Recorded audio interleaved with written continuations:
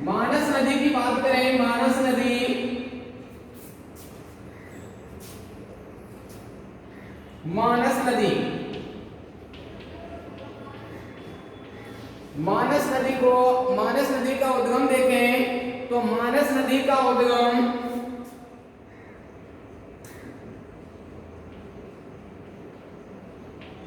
तिब्बत, हिमालय से, तिब्बत हिमालय से होता है। और मानस नदी की कुल लंबाई 376 किलोमीटर है। भारत में इसकी लंबाई, इसकी लंबाई 104 किलोमीटर। भारत में कितनी है भाई? 104 किलोमीटर है। यह नदी या इस नदी पर मानस वन्य जीव अभ्यारण्य, अभ्यारण्य स्थित है, तो ध्यान रखना है। और यह नदी ब्रह्मपुत्र में, ब्रह्मपुत्र नदी में असम में मिल जाती हैं या मिलती है, असम में मिलती है। आगे देखिए, मानस के बाद में और इसकी मानस की एक सहायक नदी है, सहायक नदी, सहायक नदी की बात करें तो इसकी सहायक नदी है संकोश, संकोश इसकी सहायक नदी है। संकोश, संकोश नदी की बात करें तो संकोश नदी भी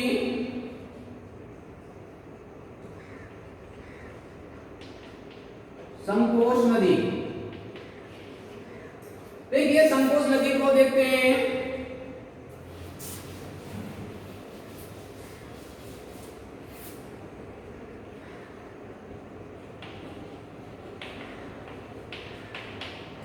संकोश नदी के बारे में देखिए, संकोश नदी का उद्गम उत्तरी भूटान, उत्तरी भूटान से होता है। आगे देखिए, इस नदी की कुल लंबाई 320 किलोमीटर है। भारत में इसकी लंबाई, इसकी लंबाई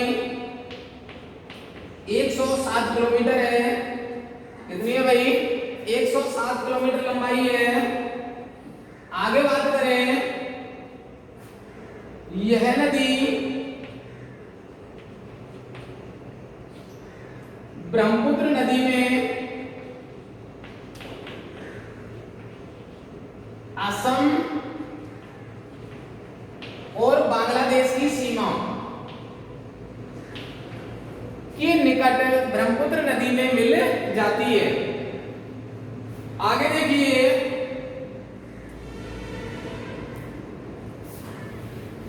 अगली सहायक नदी धनश्री,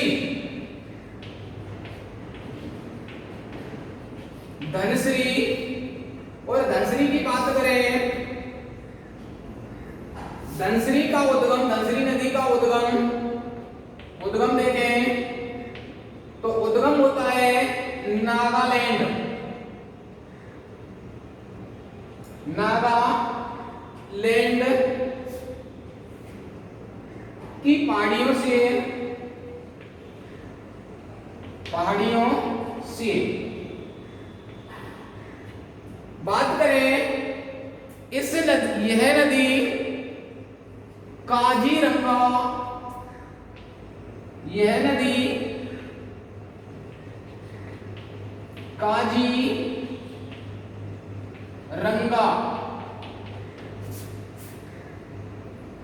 राष्ट्रीय उद्यान से गुजरती है। तो ध्यान रखना, जो काजीरंगा जो राष्ट्रीय उद्यान है, एक सींग वाले गेंडे के लिए क्या है, प्रसिद्ध है। और कहाँ पड़ता है, असम में। कहाँ पड़ता है भाई, असम में। तो ध्यान रखना, धनश्री अरुणाचल प्रदेश और असम में बहती है। प्रश्न पूछ लिया गया है कई बार कि धनश्री कौन कौन से राज्यों में बहती है। तो ध्यान रखना है, अरुणाचल प्रदेश और असम में। आगे देखिए, अगली जो सहायक नदी है, कपिली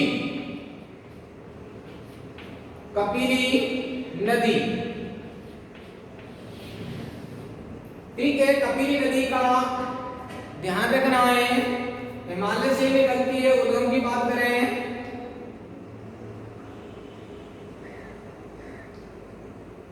हिमालय क्षेत्र से निकलती है।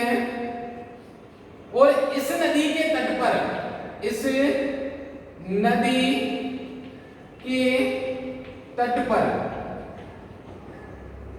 कामरूप शहर स्थित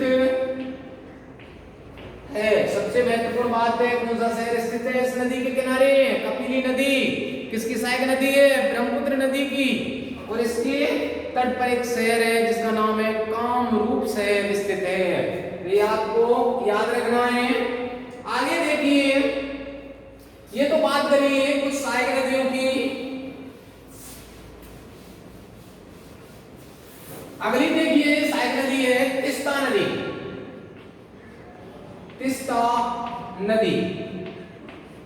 नदी के बारे में देखिए, उद्गम देखें। उद्गम की बात करें, उद्गम तो इस नदी का उद्गम देखें तो उद्गम होता है सिक्किम। तो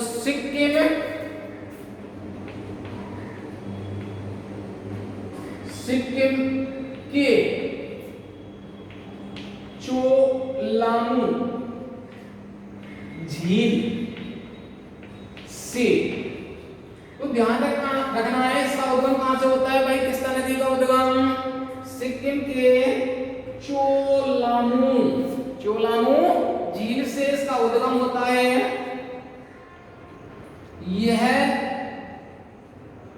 नदी सिक्किम और पश्चिमी बंगाल में बहती हुई बांग्लादेश में जमुना नदी से मिल जाती है। तो ये नदी किस में मिलती है भाई, जमुना नदी में।